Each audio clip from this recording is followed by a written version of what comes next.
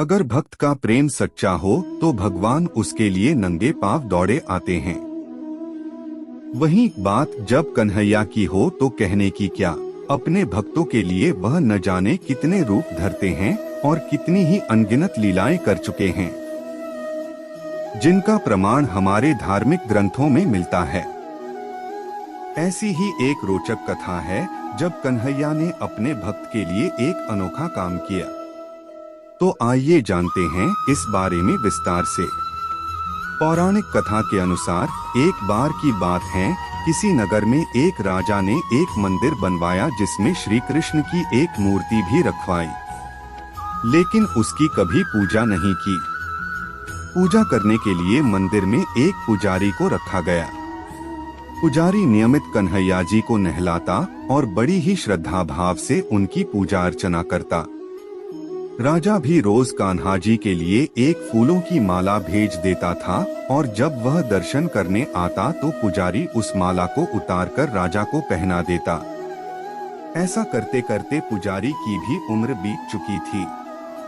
एक दिन किसी वजह से राजा नहीं आ सका तो उसने एक सेवक के हाथ मंदिर में माला पहुंचा दी और कहलवाया दिया कि आज वह मंदिर नहीं आएगा, इसलिए पुजारी उसका इंतजार ना करें।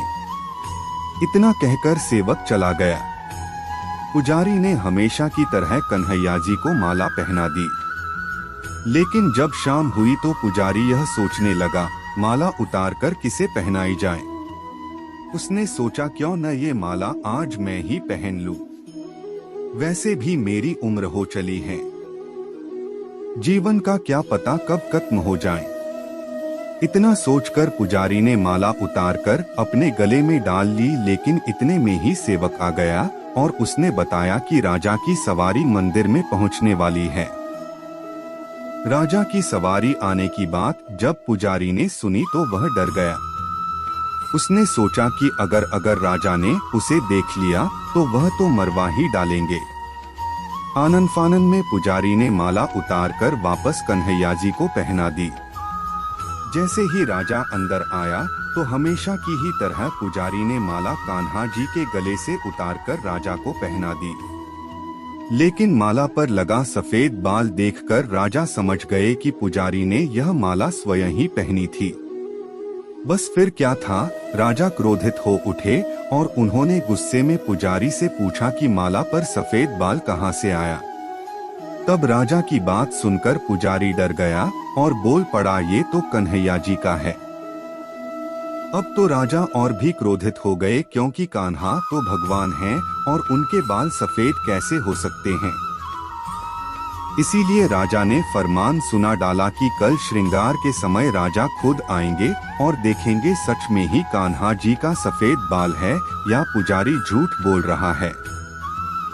उन्होंने कहा कि अगर पुजारी ने झूठ बोला होगा तो उसे फांसी दे दी जाएगी।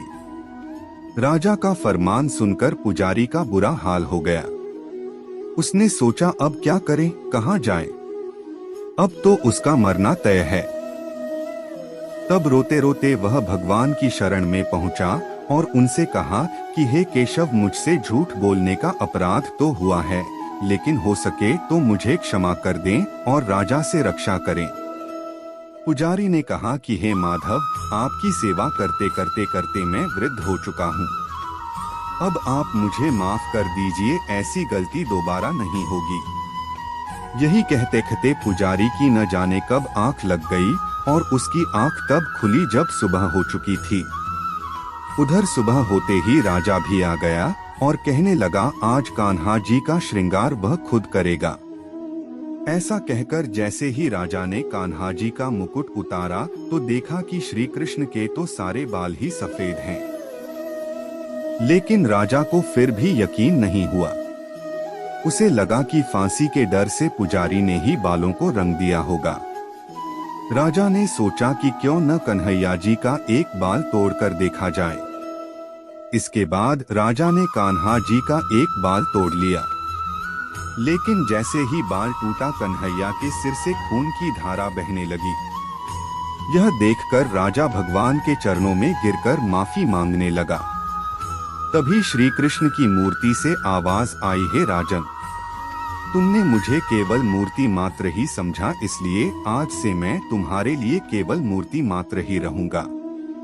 लेकिन पुजारी ने सच्चे मन और पूरी श्रद्धा से मेरी भक्ति की है, इसलिए उसकी अनन्य भक्ति को देखकर मुझे अपने बाल सफेद करने पड़े। कन्हैया जी ने कहा कि भक्ति में कभी भी संशय नहीं होना चाहिए और सच्चे भक्त की लाज तो मैं कभी जाने ही नहीं देता।